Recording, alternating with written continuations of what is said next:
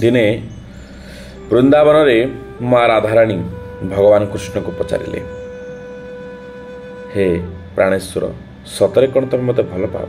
यार उत्तर रे भगवान कृष्ण कहते हाँ मु तुमको बहुत भल पाए, तुम हूँ मोर शक्ति।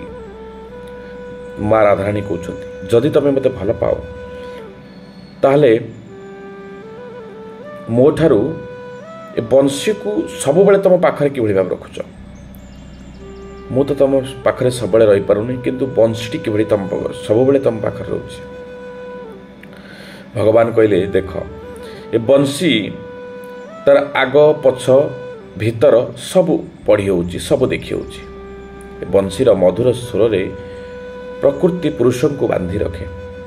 ए बंशीर अहंकार नहीं, ए बंशीर राग नहीं, ए बंशीर द्वेष नहीं, ए बंशीर किछि नहीं। आज मैं ये पकईदेले भी पड़ो, अंटारे बांधिले भी पड़ो, अभियोग नहीं। सेठू माँ राधाराणी कहते ताहले तुम कौन कहवा चाहछ ना हे राधे तुम्हें होछ केतबेले रागी जाउछ, केतबेले अभिमान करूछ, केतबेले अहंकार करूछ। सेतिपाई मोर अधिक प्रिय जीए मु ताको मो पाखरे रखे, जी निष्कपट जी छलना मुक्त से ही मोर पाखरे रही था। यह हूँ ज्वलंत उदाहरण बंशी।